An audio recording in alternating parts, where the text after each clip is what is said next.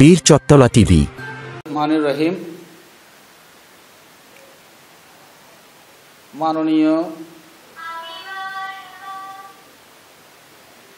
মাননীয় chairman CHRM centre for human rights মুভমেন্টের মাননীয় চেয়ারম্যান মহোদয় doctor Ziaur Rahman Zia, senior advocate, supreme court,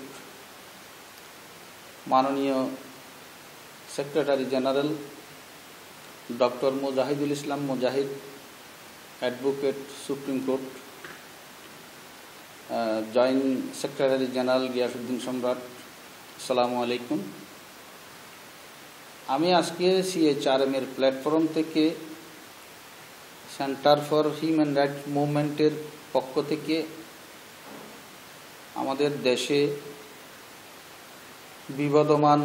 বিদ্যমান পরিস্থিতি সম্পর্কে একটু কথা বলার জন্য এই ক্যামেরার সামনে আমি উপস্থিত হয়েছি। কেননা আজকের এই বিদ্যমান পরিস্থিতি নিয়ে আমাদের দেশে কোনো সুশীল সমাজের পক্ষ থেকে,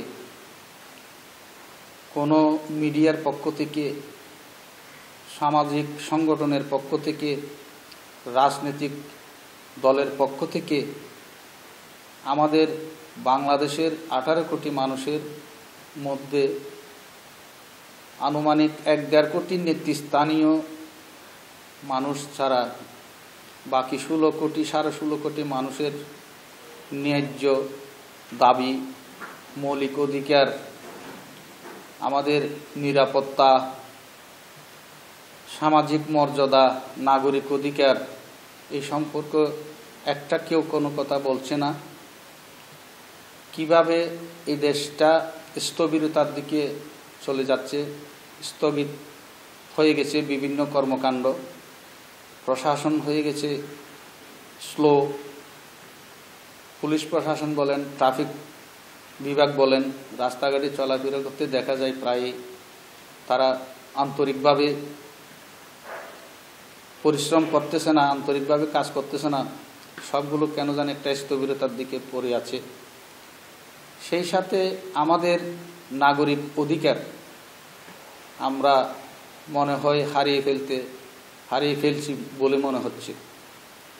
আমাদের যে 16.5 কোটি মানুষের মধ্যে আমাদের যে মৌলিক অধিকারগুলো রয়েছে, খাদ্য, শিক্ষা, আমাদের চিকিৎসা, আমাদের কর্মসংস্থান, আমাদের আয় রোজগার, এই সবগুলোতে আমরা কেন জানি একটা অসহায় অবস্থার মধ্যে পড়ে গেছি। আমাদের গার্ডিয়ানস নেই, অভিভাবক নেই, আমাদেরকে ইন্ডিকেটর হিসেবে ইন্ডিকেট করার কেউ আপাতত দেখছি না। সবাই যার নিজ স্বার্থ, নিজ ব্যবসা বাণিজ্য নিয়ে, নিজ কর্মকাণ্ড নিয়ে ব্যস্ত হয়ে পড়েছে। কিন্তু সাধারণ জনগণ, সাধারণ পাবলিক, আমরা যে 16 কোটি মানুষ এদেশে বসবাস করছি, আমরা নীরব কান্নায় কাঁদছি। আমরা দুঃখ কষ্ট করে আমাদের দিন যাপিত হচ্ছে। কিন্তু আমাদের কি করে আমরা বাঁচব, আমাদের কিভাবে আমরা কর্মসংস্থান আমাদের পাবো, আমরা কিভাবে খাবো, আমরা কিভাবে চিকিৎসা চালাবো, সুচিকিৎসার জন্য আমরা কিভাবে এগুলো ভরণ পোষণ চালাবো, শিক্ষাক্ষেত্রেও একই স্থবিরত অবস্থায় আমরা এখন পড়ে গেছি। তো আমি সেন্টার ফর হিউম্যান রাইটস মুভমেন্টের প্ল্যাটফর্ম থেকে আমি এই কথাগুলো বলছি যে আমাদের নাগরিক অধিকার, ন্যায্য দাবি, আমাদের কর্মসংস্থান, আমাদের শিক্ষা, চিকিৎসা, বাসস্থান, আমাদের এই অভিযোগ আমরা এই ক্যামেরার মাধ্যমে, এই মিডিয়ার মাধ্যমে আমি জানাতে চাই, মেসেজ দিতে চাই সবার কাছে যে আমরা এখন কিভাবে আমরা আগামী ভবিষ্যৎ আমরা চলব, এই নিয়ে আমাদের মনে একটা দারুণ উদ্বিগ্নতা, আমরা চিন্তিত।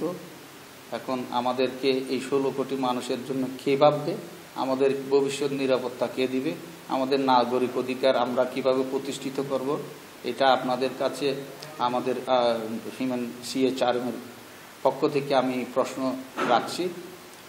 সাথে সাথে আমি একটা কথা, যদিও রাজনৈতিক কথা হয়ে যাচ্ছে, যদিও রাজনৈতিকভাবে এটা আপনারা মূল্যায়ন করবেন না, কারণ আমরা নাগরিক হিসেবে, একজন দেশের সচেতন নাগরিক হিসেবে আমার এই কথা বলার আমার উচিত বলে আমি মনে করি। সেটা হচ্ছে যে কি, বর্তমান ইন্টারিম গভর্নমেন্ট